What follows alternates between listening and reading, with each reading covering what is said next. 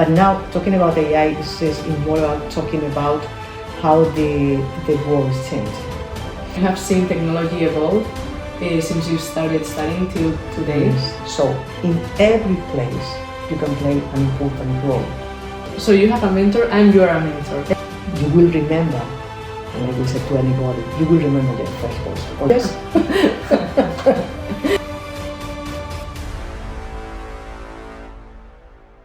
Hello friends, welcome to another episode of the podcast. Today we're with my mom. Hello. Hello, Isabella. Welcome to the podcast, Marisa. So Marisa Estevez is the Business Operations Global Director in British Telecom. And today we're going to ask some questions. So let's start with the professional part of the podcast. First, I would like for you to share your path from university to British Telecom. Long time ago. Yeah, I want to be short in this moment. So you know that I started studying telecommunications engineering in Madrid, in the Polytechnic University, the same as your alma mater. Same as mine. Time ago, and then immediately I jumped into working in companies, multinational companies. I started in Hewlett-Packard, then I went to DHL, and after that in British Telecom. Of course, I was in the technology escape, all related to information technology departments or even managing innovation in this area. So you can imagine that it was very related with my studies. So I guess at first you were very in the engineering part of the telecommunications engineering, and then in British Telecom you've been there for more than 20 years, right? Yes. So what do you do right now there? Yeah, you're right. I started my first roles in even not only in BT but previously were related to typically innovating, designing projects, but always very related with customers. In BT, I started also managing big projects and being part of some business departments. And I really love how all the technology was evolving, because Telecom is a telco company. So I can remember starting working with internet projects, imagine that, and now all different communications, different protocols. But at the end of the day, it's communicating companies. Serving companies in terms of sorting their problems. This is the most amazing thing in any sector. You can imagine manufacturing sector, you can connect factories, for instance, or in banking sector. Now I'm serving on the banking sector. Imagine communicating, of course, but serving with any other voice, internet, whatever you can imagine. Mm-hmm. And exactly today, what my responsibilities are end-to-end responsibility, making sure that a big business provides the company profit. So it's something amazing. But starting from being an engineer and now managing profit and loss P&Ls, whatever you say. So or approving different business that we need to implement or to sell to a customer. So my role is ensuring that our relationships with specific customers in a sector or whatever and makes a difference for the customer, and we can, what is more important thing, we can invoice, we can cash collect, and then making profit for a company. Mm-hmm. So that's amazing, an amazing trajectory, and you have seen technology evolve since you started studying till today. Yes. So you're in the technology environment. What do you think are the main challenges right now? If I have to choose something, of course, it's I can think about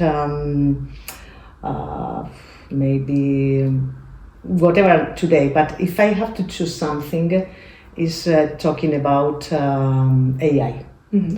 Seems to sound a topic. Mm-hmm. Everybody's talking about artificial intelligence right now. But sometimes I need to say, imagine in the last century, when I started working, we were talking about internet, and everybody was talking about internet. Then we talk about digital transformation, which is something that.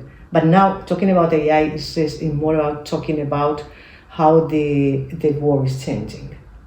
Of course, I'm not like you researching but I need to know what is happening in the technology landscape. And specifically on this area, because for me it's amazing, all the computing or whatever. But now, what is exactly related to AI is that AI is being transformed from something which is an application in the cloud, an algorithm, something that you know very well what is that, because it's talking about machine learning or deep learning. But the other important thing is that this transformation, the AI going to the cloud, and AI being a key pivotal element in the economy. That means that, and the concept now today is AI as an infrastructure, and this is what is related to that. You need to invest in data centers, you need to invest in networking, you need to invest in chips. All is about, and all is for AI. So that's the meaning of that, and it's not about talking which is the core of that, but how this will be part of this world will be happening everywhere. Yes. And providing all that infrastructure that is needed to make this happen. This morning I was talking in a program, and we were talking about how energy should be needed to support AI, or water, because water is purely related to. We read that ChatGPT. Exactly. When you use ChatGPT, you're wasting a lot of water. Exactly, and we were talking about those needs. So this is what I think the big challenge in our world today. Yeah, I agree with those. Oh, That's thank you. A very interesting view. And now that we're deepening in industry, how do you see the industry landscape here in Spain? Oh, we have, of course, it's quite different if we compare with other parts of the world, because, for instance, if we think about US or we talk about China, is of course there's a different league. But countries in Europe like Spain or other countries, there is a big challenge, because at the end of the day we need to support communities, we need to support our citizens. So in every place you can play an important role related to technology. And I'm not care about what is technology and how technology will be evolving in countries. The most important thing is not technology, it's the situation, the political situation in the countries. And this is something that it's very related, because when we are talking about money, investing, how any fund company wants to invest in everywhere is because you need some stable political conditions. So I don't want to go from technology, because technology will be happening wherever, even in Africa will be happening, it's happening, but you need these important conditions. I'm really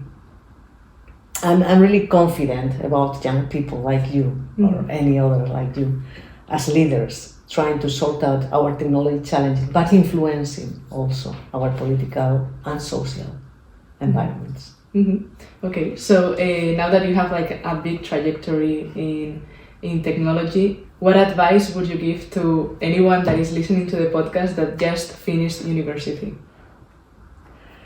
Finishing and going into the industry. Industry. For the first job. For a first job. First advice, you need to collaborate. This is the era of collaboration. So you need to learn from your colleagues, your teammates, whatever.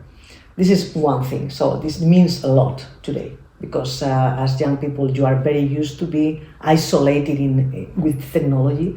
You need to open yourself and interact with colleagues, even virtually, because virtual is another way of interacting, but needs an effort. But of course, if it's face-to-face, even it's more important. This is one thing, and so you need to have those soft skills to interact. Second important thing is have a good boss. And you can think, I can choose my boss, sometimes not, but anyone, any leader would have something. Of course, if it's about one, jump out and look for another one. But usually, I tend to think that that usually you have with leaders in the companies, even dealing with young people, even better. So learn from your leader, learn from your boss, because it will be your reference. You will remember, and I will say to anybody, you will remember your first boss or your first colleague, your team leader. I remember. Do you remember your first? My first boss. It was more like a team leader. For me, was the boss, and I remember him, and he's still a friend. He's still a friend. That's very good. So that's the importance. I remember that because maybe I have another one, but I don't remember. I remember the first one that I was feeling it was somebody was really supporting me, helping me, and guiding me. And the three things. Have one or two or three, whatever, mentors. That's important. That's very important. It's not, sometimes your boss is your mentor, perfect. Sometimes you have something close to you, it's a mentor. But anyway, find your mentor.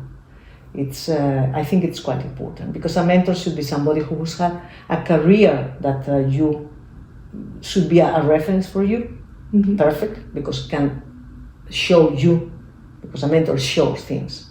Well, you have a coach, it's different, but a mentor is somebody who can show you a vision about what all the options you can have. Because maybe one option has been chosen, but can show you more. Yeah, I agree with that. I've always had mentors. Really? Yeah, throughout my life. Okay. For different stages, I've had different mentors. So you feel it was helpful for you? It was very helpful. So do you recommend anyone that's starting their first job to also start looking for a mentor before starting their job? This is, yeah, of course. Even during your career. This is not only because you are starting a job. Yeah. During your career, look for a mentor. Take those conversations. Have those conversations with this kind of. Because you're also a mentor, right? I'm a mentor. I'm a mentor. I have been mentoring by very good mentors. I still have a mentor today. So you have a mentor and you are a mentor of other people. Exactly. I'm a mentor and I am a mentee. I'm always learning. That's something that maybe, oh my God, at my age I'm learning, but never stop learning. Yeah, so that's something that among all the things that I admire from you, one of those is that you keep learning. Another one, and it's going to relate to now the personal section of the podcast, is that you're not only focused on your job, which is of course the main part, but you also do other initiatives and take part in other activities. Yes. For example, you're very engaged in Women in STEM. Yes. In science and technology. Yes. So to support those girls at an early age and also women that are in their careers to continue or to get into a STEM career. So do you want to share some experiences from there? Yes, of course. And this was not a casualty. When I started my degree as an engineer, it was very strange. Being a girl going into this engineering degree was something not usual. It was usual to be more on medicines or pharmacy or whatever, chemistry. But engineering, and specifically in telecommunication or computer science, oh my God.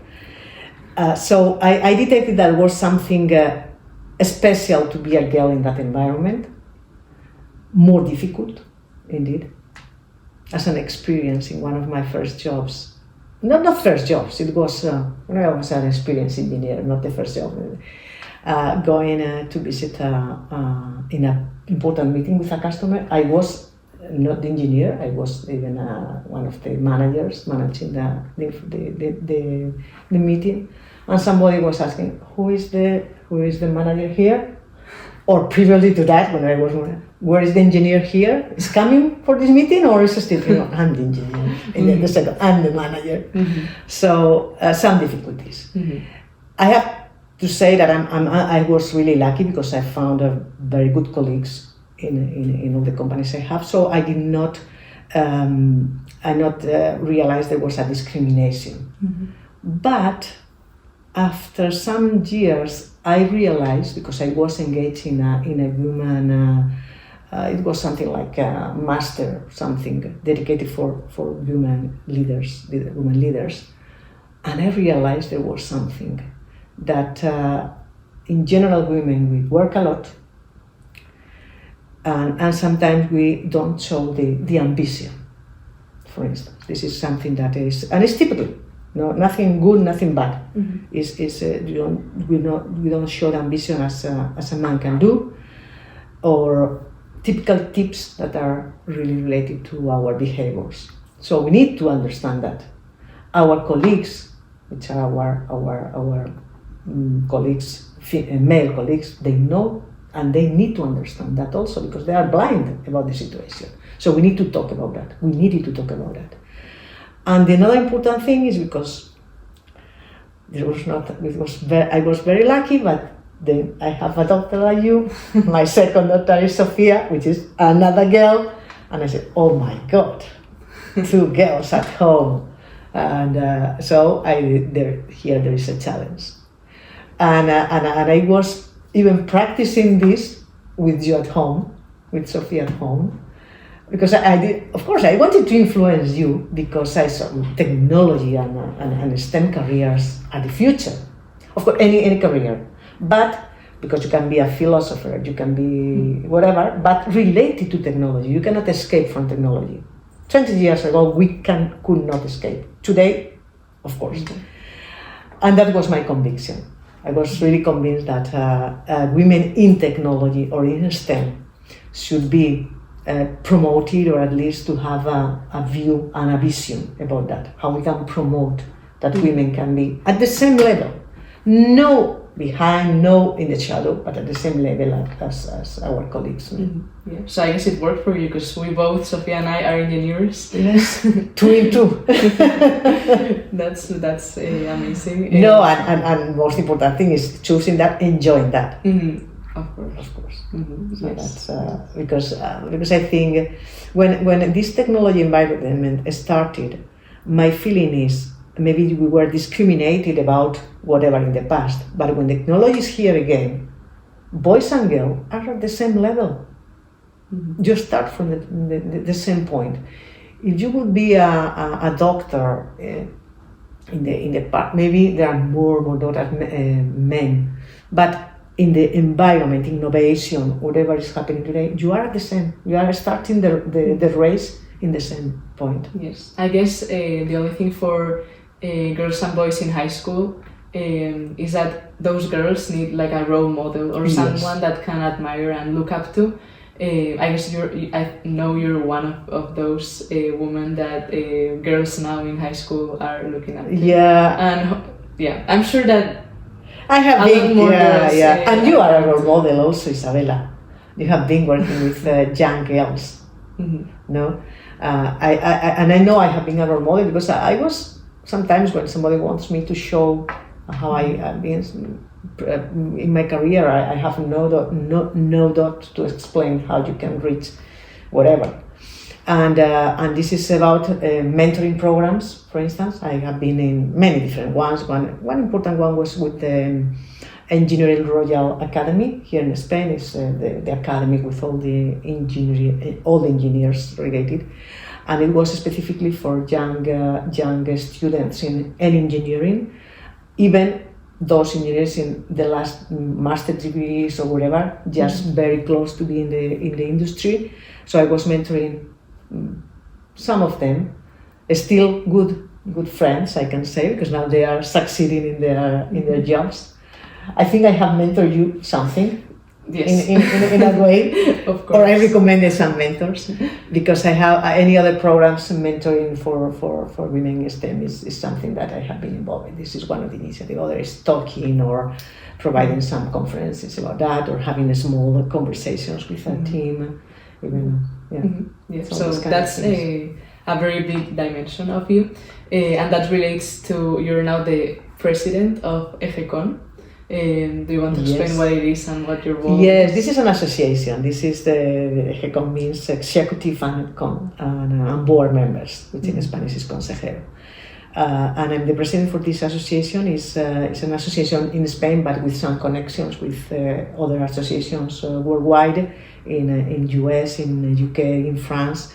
We have now in this association more than 2,000, nearly 3,000 members now. That are women and men. Both. There are women and men. We decided to found this association because I'm from the very beginning.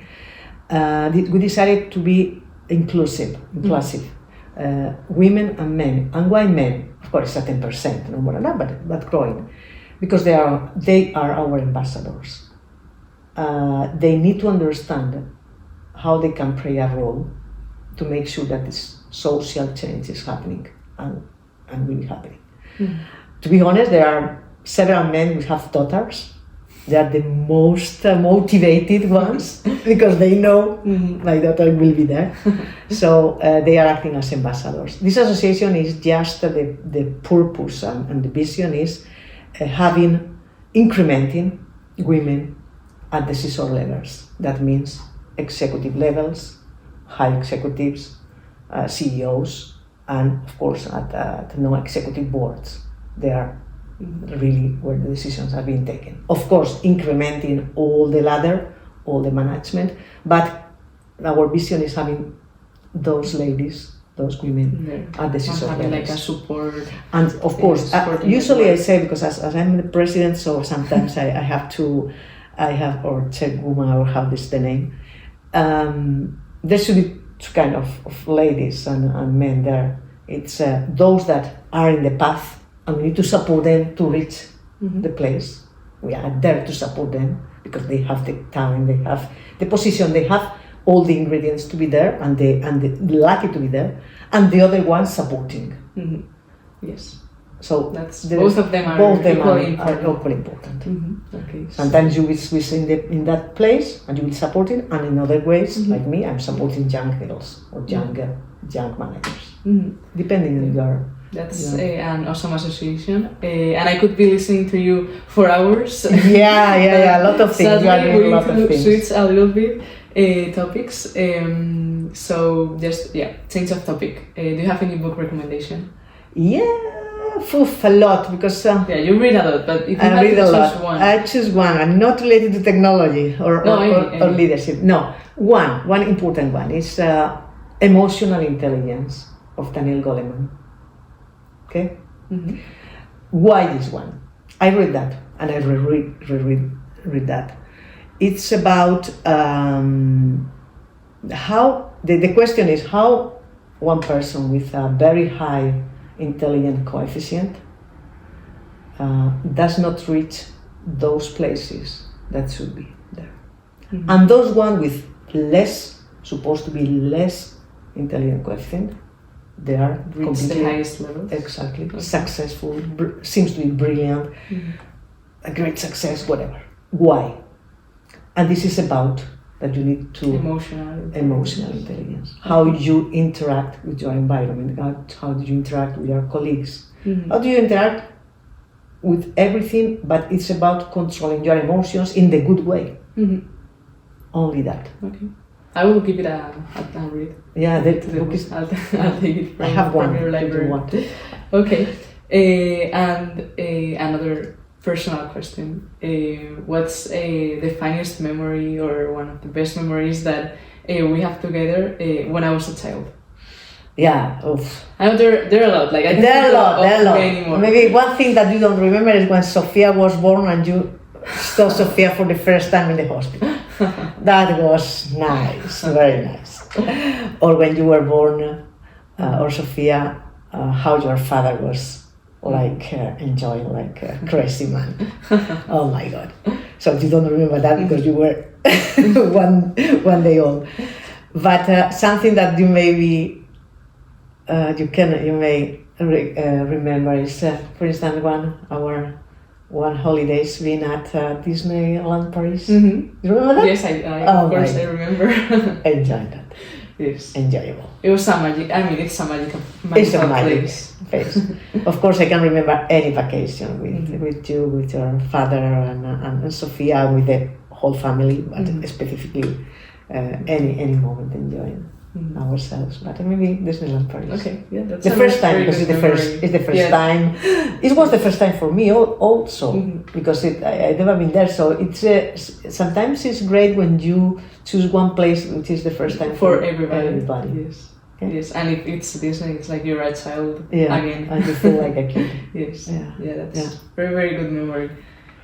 All right, so we're going to switch to one classic section, which is questions that you need to answer with one word or few words, but not like extensive. Okay? Are you ready? Okay, I'm ready. Okay. In one word, what is friendship for you? Loyalty. Mm-hmm. Loyalty. Okay. Could you define your career in one word? Proud. Mm-hmm. Okay. What is happiness for you?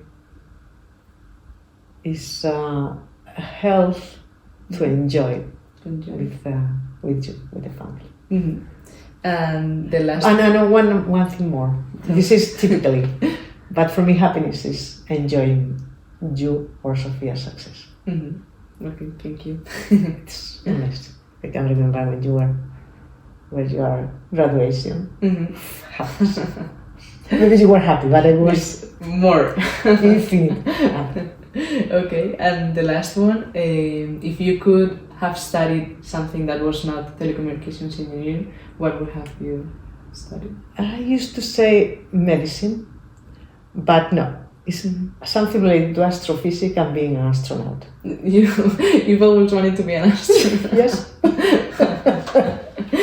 I was when I was young. I was a dancer, a classic dancer. I love that, but sometimes I used to be an astronaut. Mm-hmm. Well, maybe now you can go in one of those space. Okay. Yeah. So this is the end of the conversation. Yeah. Yes. Thank you very much for sharing your professional background and story that I'm sure is going to be very useful for everybody listening. I hope. And also for the personal ones and for sharing very good. Thank you to advice. come with me for this podcast. Of course. Thank you very much, Isabel. Always. And I have all the success for you. Thank you. And thank you everybody for listening, and stay tuned for more episodes coming soon. Thank you very much. Bye bye. All right.